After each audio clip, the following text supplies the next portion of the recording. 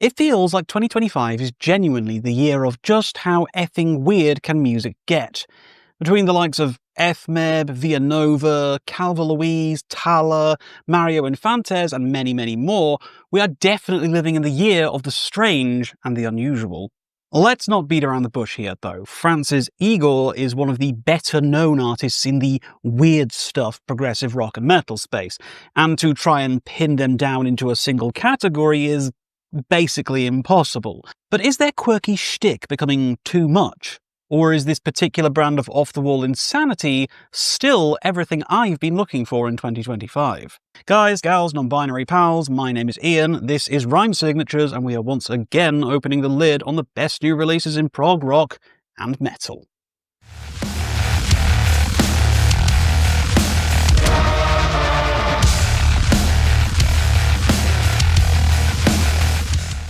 Okay, so for those of you not familiar with Igorrr, this is the brainchild of Gautier Serra, and for lack of any better way of describing the sounds of this project, the utterly deranged label feels the most appropriate.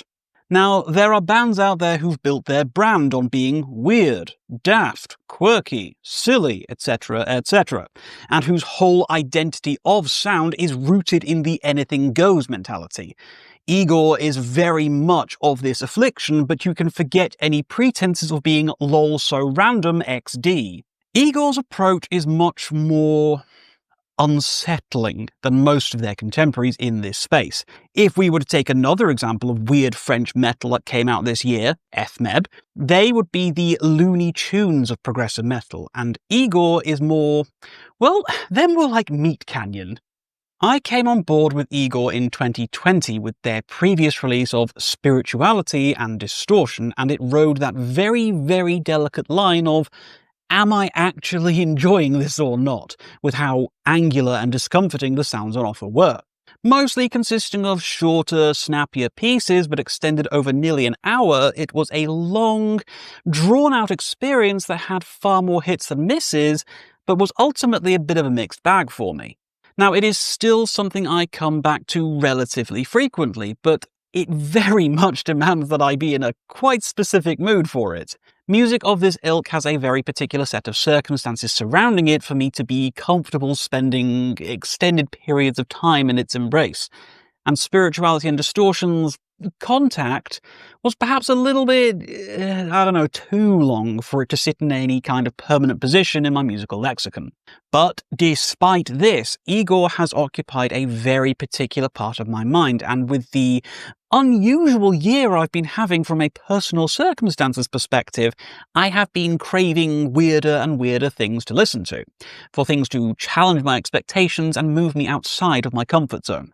Amen has done a marvellous job of this, taking all of the things I've enjoyed about Igorrr to date while refining their sound and approach to music without ever compromising on anything that makes them such a unique sound in the progressive landscape.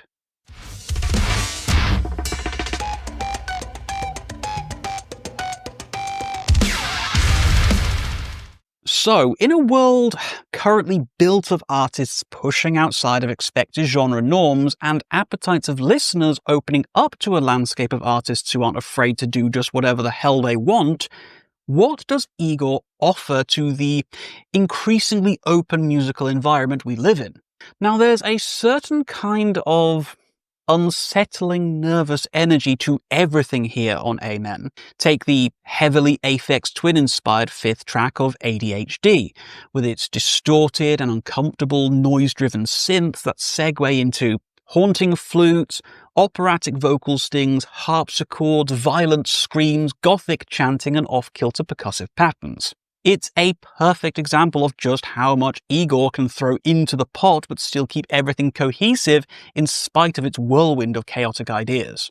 But this is just one slice out of 12, and somehow Igorrr has managed to keep every single track on Amen feeling unique amongst themselves.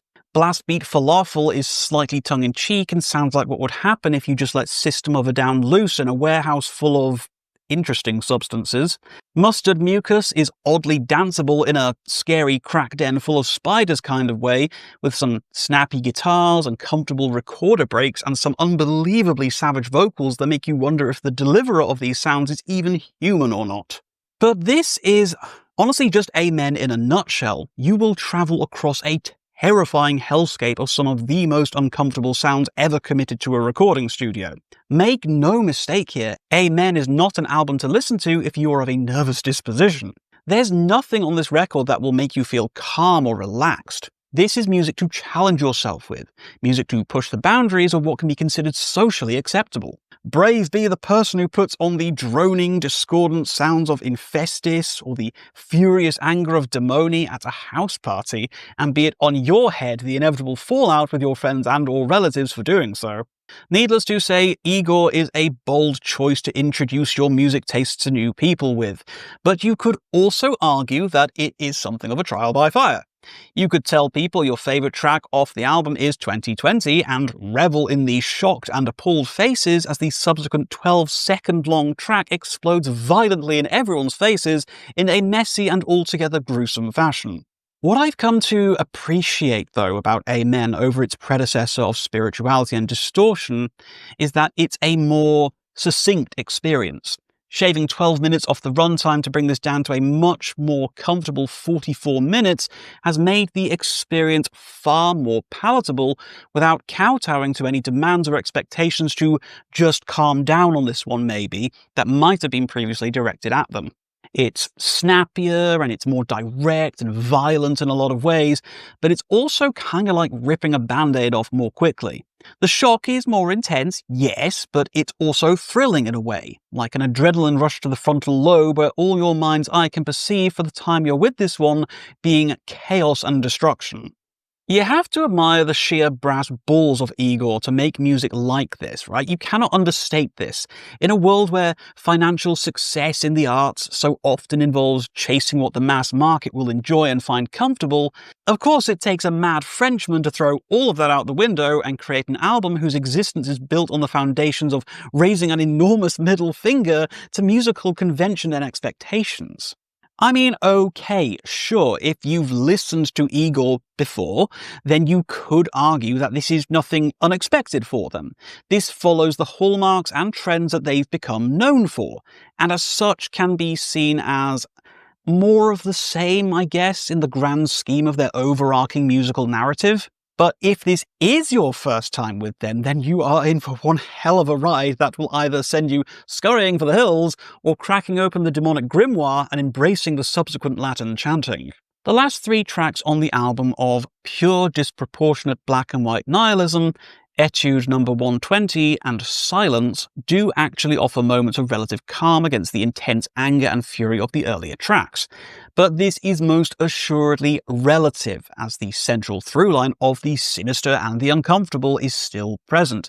It's just in a more muted fashion. The piano takes a more prominent role, the vocals are more delicate and haunting, and the vibe feels more like one of despair than it does destruction.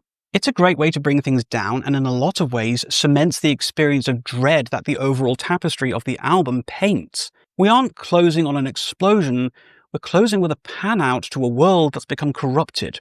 A sickening, silent, invisible pain snaking its way through the very fabric of society. It's that feeling when you think you've won, only for the rug to be pulled out from underneath you as you fall backwards into the chilling embrace of everything you've been running from. The closing violins of Silence are absolutely mortifying, encapsulating that sensation of defeat in a truly heart-stopping fashion. No, this album isn't going to be for everyone, good lord, no. It's a very uncomfortable experience for a lot of people, I would imagine. And much like the rest of these weird and wonderful releases of 2025, this is going to sit at a very angular and discomforting space for quite a lot of you. But me, I'm weird, and you damn well know it, and I've been utterly bewitched by Amen's twisted gothic charms.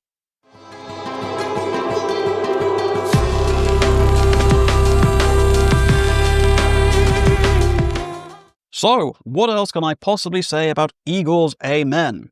Look, I've always considered myself a casual fan of this band, if one can even be a casual fan of something so acerbic and weird, so take what I have to say with a grain of salt here, but for me, this is the most exciting, creative, and overall threatening experience I've ever had with Igorrr, and I keep finding myself drawn back to its relentless charms. This is not music for everyone. God help you if you sneak this into the office Christmas party playlist, or at a wedding, bar mitzvah, or christening, or whatever, as it's likely to get you ostracized from polite society for quite some time. But if you're like me and you like music that isn't afraid to be itself, to challenge the expected norms and standards of what modern music should sound like, then Amen is going to be a little bit of everything you've been looking for. On top of the fact that I've had a devilishly good time with this album, the cover art alone would have been reason enough for me to recommend a physical purchase of this one. But the fact that this is my favourite Igorrr album to date is also a big swing factor. If you've never heard the band before, try going in blind as you can, and I hope you come out the other end somewhat intact. This is all, of course, guys, just my opinion, so once you've heard this one, and if you loved it or hated it, please talk to me about your experiences with Amen in the comments down below. Please do drop me a thumbs up if you liked the video, please do tell your friends about little old me, and please do throw me a subscription if you've been enjoying my content so far. But until next time, guys, as always, keep your rhyme signatures pretty odd.